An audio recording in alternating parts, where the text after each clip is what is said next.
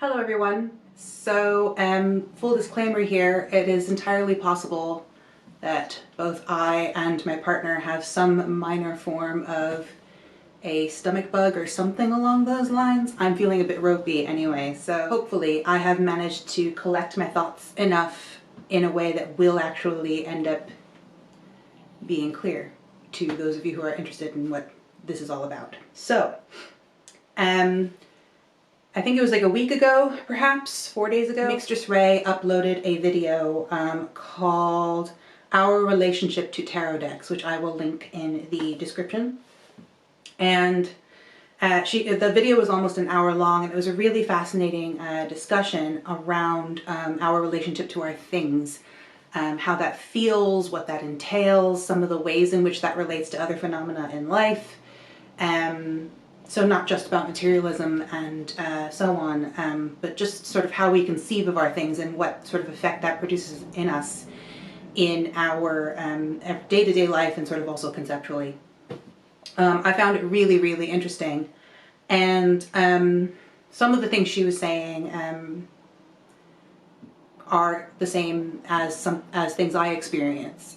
But effectively, one of the main things I wanted to talk about out of that is something I mentioned in a comment that was technically a comment under a comment I left, because I'm like that. I said in the comment, actually I may need to make a VR to this, if that's okay, because my years working as an archivist and rare books librarian really informed my perspective on use, collecting, and what I tend to call the sad, scared feeling I get from the objects that remain of people whose fingers have long been dust.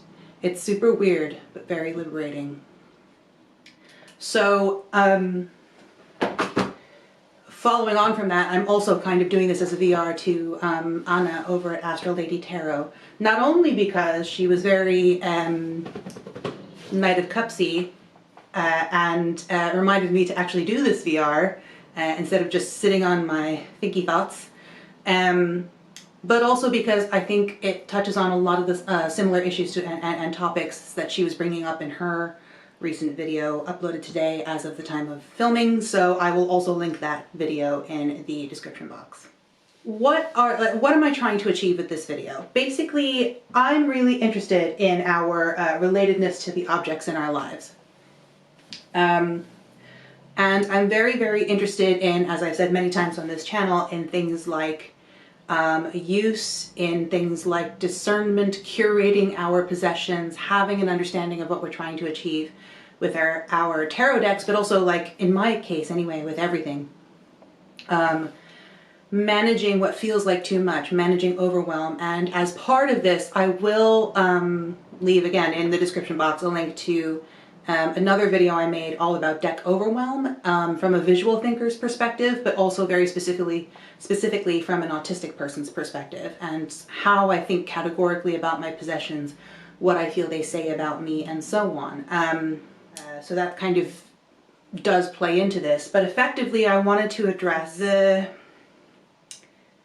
way I view things, collections of objects, my possessions, magical and mundane as it were, and how that changed, or how I view them now rather, as a result of having spent years working as a rare books librarian and an archivist. So I have compiled a bunch of notes, and I'm going to do my best to try and make them into, try and craft them into some kind of logical structure, because as always these things are very, very cyclical, and it's hard to kind of pull at one thread without needing to explain three others first, so I'll do my best here. So I'm going to start with a personal anecdote. When I was really small, I remember very specifically around the age of 6 spending time in my grandparents' attic whenever we visited them.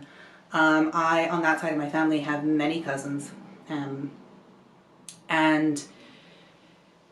I don't actually remember why I was in the attic, but I suspect it had to do with needing time and space to myself, and knowing that this is only achieved in such an environment if you are literally physically isolated from everybody else. So I remember going up into the attic once or twice, or maybe a handful of times, and rooting around in the old things up there.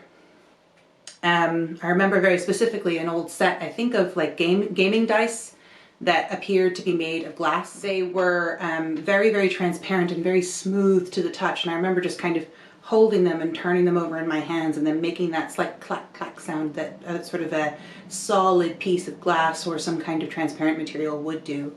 And I remember kind of finding lots of old boxes of things like photographs, photo albums, small little lockable boxes of people's personal possessions and so on, amidst lots of, old picture frames and dust and so on. But interestingly about that experience, and this is a feeling that I had many times as a child and growing up, I tended to feel very quiet and very melancholy and very sad and a little bit afraid of that sense of lives gone by. People who were no more, or at the very least were no longer here, no longer needing these things. And I remember looking at various old photographs, the type being almost like, 1960s, maybe 1950s photographs, some in color, some not, with people's hair styled differently and the types of clothing they were wearing being very markedly, obviously of the past, smiling into the camera kind of scenario with their family or friends, and just wondering where they were now. I remember thinking again, I would have been something like 6 years old. I remember thinking well, were they happy in the end? Did it turn out okay? Are they okay? Who was their brother? Who were their friends? Did all of that go okay? Is everything fine? Is everything okay? But in this kind of knowing that there was an answer to that question technically, or out there in the world somehow, but simply that I could not, as a small child, just looking at the photograph, discern. So it was a combination of melancholy, almost like the silence being deafening, but also a little bit scared about it, a little bit overly concerned. So this is if you can imagine, a very sort of sensory memory that tends to come along for me with the smell of old possessions, things like attic smells and so on. But it was also a very important memory and definitely solidified my love of melancholy quiet and space to myself and dreaming of stories that have finished, not necessarily always in the past, but just kind of wondering about that sense of narrative and that sense of the trajectory of a person's lifetime, their emotional experiences and so on. Over the years, I've had various different types of experiences along these lines, sometimes sought out, other times just as a byproduct of the fact that that's how my brain likes to work. I only recently kind of thought to myself that maybe this is why I kind of ended up going down this road. But in school, once I had stopped being an art student in college and had started being an art history and medievalist in college, I decided to do to go on to do a master's in library and information science, as it's often called in the US, but it's also I did it with a qualification in archives and rare books librarianship. And so from there, over the years, I've worked in a whole bunch of different places, different types of places, I mean. So we have things like, I've worked as a volunteer docent and cataloger in an 18th century homestead of a famous artist in the States, local history associations, municipal records office, government records offices, larger corporations, folklore collections. Particularly here in Ireland, I've done a few things over time with different folkloric collections, in a volunteer capacity in that case. Religious orders, rare books librarianship, and so on. A lot of my archival experience specifically is in religious orders over time, over a period of years, which is interesting, being a witchy, pagany person myself. I often make the joke, I think I've mentioned this to a few people online at this point, but I often make the joke that it's like, sister, there's a witch in the archives. What? How'd she get there? She runs it. Anyway, the effect that all of this has had is that I've seen people's things, not just their paper records, but also their ephemera. Things like old favorite stuffed toys, old books, if we're thinking more in terms of the book as an object rather than the book as a record.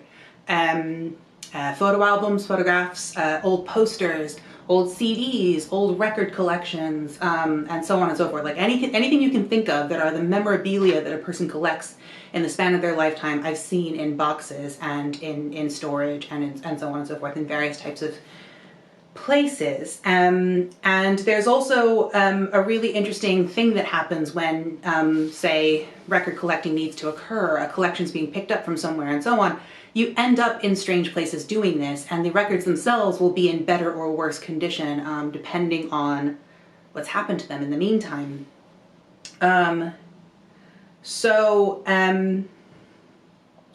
Yeah, like if we stick therefore to the notion of smaller collections where you're more likely to have people's personal possessions or personal records and notebooks and so on, as part of that, a lot of collection points for that, you'll find them in one case, underneath an old train station near the tracks, which is like the worst, underground, damp, dark, although the dark's not so bad, but fluctuating temperatures right next to a gigantically rattling train track, covered in cave crickets as well. That was a good time.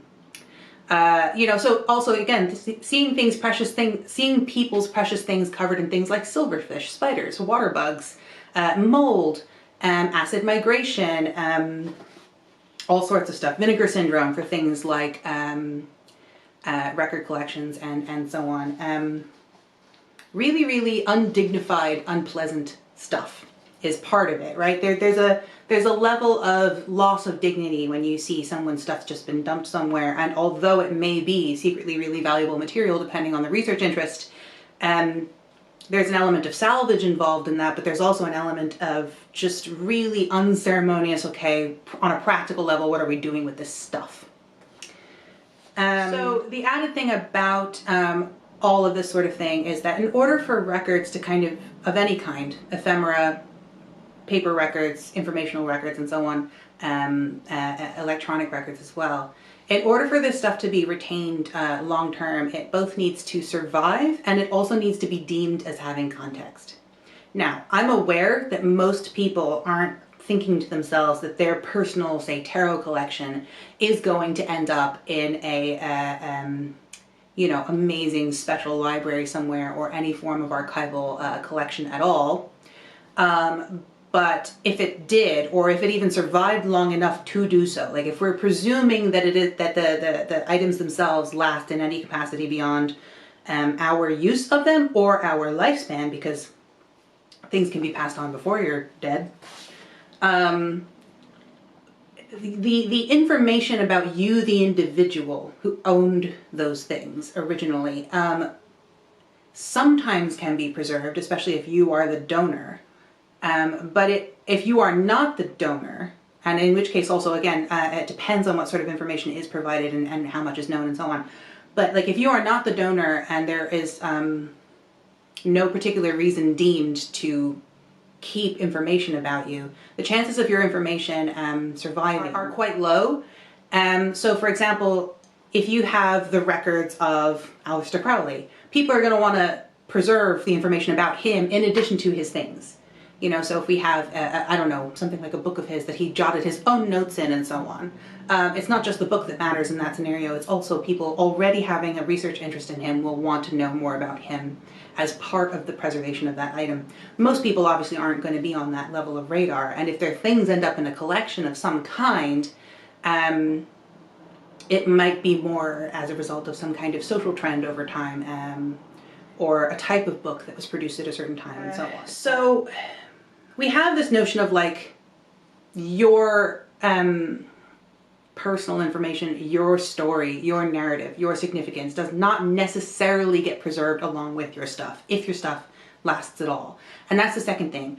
Survival bias is a thing. Survival bias is effectively, we have this notion that history is written by the winners, but in many ways history is also written by the least used things. This is not ubiquitously the case, this is not unanimously true, but there's a very common notion that the less used a thing, the less likely it is to have endured some form of damage, and the more pristine it will be. And therefore, a lot of this happens all the time in discussions around clothing. Like the least worn items of clothing that actually were made are the things that get preserved in collections. And I would venture, I have not actually checked this, and I will maybe later, but you know, for example, the Visconti Sforza has its pinpricks in it in the repro edition. It's very, very common to put images up on the wall, and if you think about it, it's a gilded deck. So we have a complete Visconti Sforza in some, you know, in various iterations, because it was used less than the things we don't have, which are the playing card decks and the early Tarocchi decks of the parlor table that isn't of a courtly level. So why am I saying all this about things like archives? It's probably quite boring to listen to, but there is effectively what ends up happening as someone who actually worked in a lot of these sorts of places, there ends up being this emotional effect over time, at least for me, given my personal associations with these sort of things, where it's similar in a way to an uneasiness that I tend to feel about people, in general. I mean, the sort of social tendency to avoid discussions around mortality. I'm an intensely death-positive person for a reason, many reasons actually. And so it starts to feel effectively very Four of Coins-y.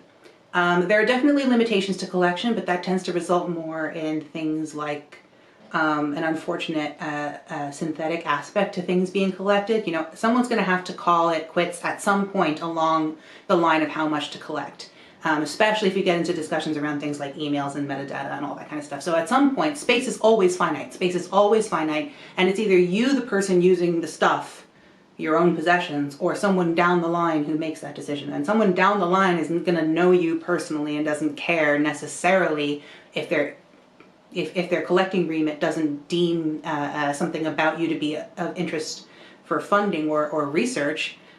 So there's a very weird amalgamation of things that happens where there's going to be a cutoff point at some point with your things anyway. There's going to be a handling of your things at some point anyway. And then from there's this incredibly impersonal aspect that kind of happens. Archivists and librarians and catalogers are always swamped with huge swaths of things to catalog, and it takes a long time, and there's like to assume that every single cataloger has like historical expertise in all of the things they have to catalog is absolutely preposterous. And this is if we're talking about things like cataloging. There's all sorts of other stuff. But effectively what I'm getting at is that there's this clinging to this notion of, no, we live forever. We want to collect all of the things. We're that very miserly Four of Coins perspective in that made me, that's not the only perspective, but it made me very anxious over time. And similarly, there's just an emotional impact, at least for me, of repeatedly picking up the possessions of others over and over again. Whole rooms full of them. Like if you can imagine, I've been in the attic of an 18th century homestead, surrounded by things like great wheels and old embroideries and personal possessions, small little dolls, property records, carding combs and things. I've been in underneath the train station gathering someone else's papers. I've been an experience in a rare book library in an art museum. You know, you end up taking a rare volume off the shelf that's from, the 1830s, and it says in various notes in the pages the person's ideas, and at the beginning there's an inscription saying, to Mr. So-and-so on the occasion of your birthday, hope to see you soon, I'm enjoying Paris. There's a very weird out-of-body experience that almost happens with that. Where over and over and over again you're holding something that was dear to someone, presumably dear to someone at some point, whoever that person was, sometimes and sometimes you don't, and you are meant to be much more clinical about it because that's your job. That in the end started to be a bit of a sort of a scissor effect for me. The two, I started to really struggle to amalgamate these two things. So I hope I'm kind of, especially with that anecdote at the beginning, I'm kind of making it clear that effectively over time, there's this emotional effect that happened for me where I was dealing with, to one degree or another, huge collections of people's possessions, and knowing that much of that information has fallen silent. people say hindsight is 20/20, but hindsight's only 20/20 if you know what you're looking at and if you've been given some key markers about that stuff.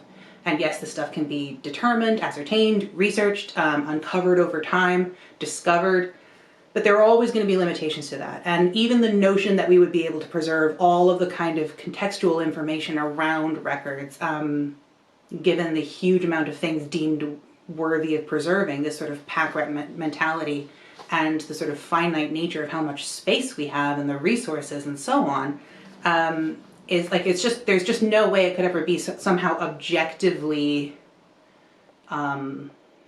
neutral and thorough and so on. It's only ever like a best case scenario, we're doing our best with very limited funds kind of scenario. So you might think that out of all of this, I would either kind of eschew worldly possessions, or I would be very, very cautious and careful with them, very precious about them. But I'm neither of those things. I came to the conclusion, again, it's this very sort of macabre, melancholy, quiet, morbid perspective, which I quite enjoy. But I effectively, in the end, came to this perspective that in the silence and the dust that is death, sorry for those of you who find this uncomfortable, but in the silence and dust and total state of non-return, shall we say, that is death, there is no you anymore to care how your things have been handled, to care where your things are going. There is no you to have agency over those things. To the extent that you've prepared a will or donated your records and given lots of information and given them context and so on, you may have some influence. To the extent that people somehow deem your stuff in the future of research interest, or someone picks it up in a secondhand shop, or it gets passed on in some kind of way, you may have some small amount of control. But items that are used do not last long. I've said this before, and you will not be there to care. That's my perspective. You're certainly not going to be there to stop things from happening with your stuff. And you'd be amazed how quickly perspectives change on the value of things as well, and what they end up saying about you. So as someone who feels very distinctly that I want my things to say things about me, but that's also just because that's how I function cognitively, the perspective I came to is a bit like deathbed perspective, where I focus on cultivating authentic relationships with my things at a pace that allows for me to do that.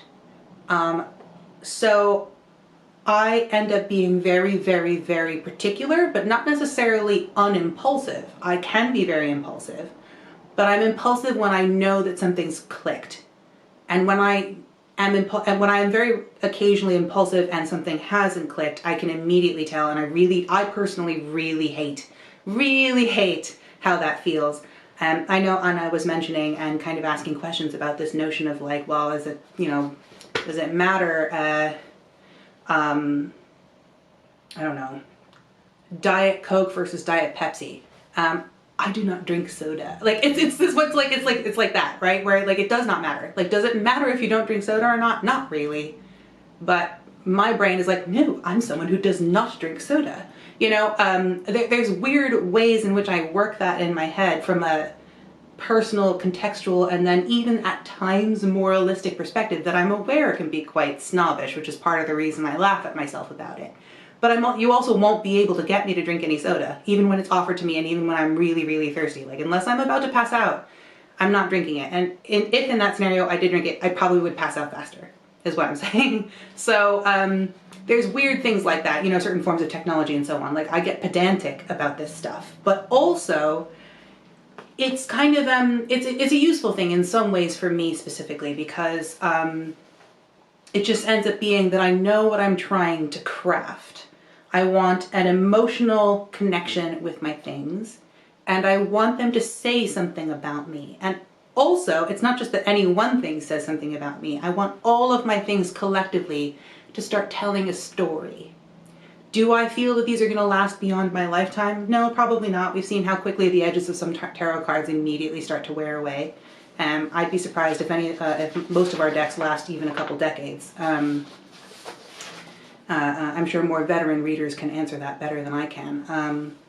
So the last point I'll make for this segment of the video is that Mistress Ray was talking about the way we, what was it? Oh yeah, so Mistress Ray was talking about like telling ourselves stories about our things, and whether or not that's something that has objective value or not, I believe is kind of what she was asking. I have no interest whatsoever in objective truth. Again, seeing the ways in which research questions come in at various different types of institutions, large and small, the way that necessarily produces a bias in terms of what information gets retrieved for them, that they retrieve themselves from a catalog or that you retrieve on their behalf if they are lazy. Or, you know, things like who decides what's getting collected anyway? What's the remit of the institution? What gets left behind in that regard? There's definitely a lot of stuff around not separating people's things unnecessarily, but, you know, inevitably there's bias worked into kind of every single aspect of everything we do, and I just couldn't possibly ever contend with that, or even get to it. I can't get to it. So, this notion of narrative, for me, is key. I insist on narrative, effectively, is what I'm kind of trying to say, and I craft that narrative. So if I think of myself in a way almost like a thesis, a work in progress, in draft form, but a thesis nonetheless, then my things maybe are some aspects of the paragraphs that I'm writing, or they may be components within the paragraphs, but I am the genesis and the conclusion. This is the way that I visually, tactilely, with different types of sensory experiences, assemble a sense of self and a sense of personal identity. And it's something that I find is a really creative endeavor as well, which is part of the reason I talk so much about discernment and curating our collections and so on. It's also part of the reason that in terms of doing things like hashtags on YouTube, I'm drawn more to, for example, the ones I've done, like Cabinet of Curiosities tag. That was so much fun. Or someone else made mention in the comments about, instead of calling it your tarot collection or tarot library, why not call it your oracular library? And I'm someone who literally, when you enter my flat, apartment, whatever this thing is called, I have the art and dolls and things that I have hanging on the wall are all very much animal based, and I call that little entrance area the menagerie. So you can walk through the menagerie and come into my witchy lair, where you can take a look at my oracular library. Like, I love that kind of flair, not because it's going to get preserved beyond the span of my lifetime.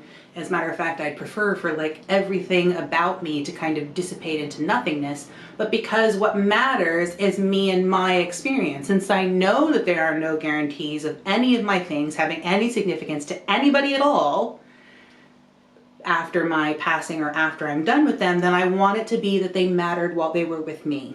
And I want it to be that I do that in an intensely creative way that acknowledges that kind of strange, melancholic, slightly fearful feeling, slightly scared, slightly horror-esque, very macabre feeling of quietude and death. So on that note, I may intersplice some text in here, reading some text. I'm not sure. There's an amazing scene. This sort of thing happens in fantasy books all the time. But there's an amazing scene, I believe, in Blood in the Mist that really, really captures what I'm talking about in terms of this feeling. And I've also written all sorts of poetry about this feeling. So it's possible I'll maybe just do a video follow-up. I'm not sure. But at any rate, hopefully this will all tie together somehow and I'll be able to make it make sense in the editing process. And hopefully as well, I haven't bored you too much with all of the technicalities around archiving. I tried to keep it to a minimum, but it's a master's degree for a reason. So yeah, I hope everyone is doing well, taking care of themselves, and fostering whatever it is that they choose in their lives with whatever level of creative agency they wish to pursue. And I'll see you guys next time. Bye. Loosen up, loosen up, loosen up. Don't get freaked out by the camera. Don't get freaked out by the camera.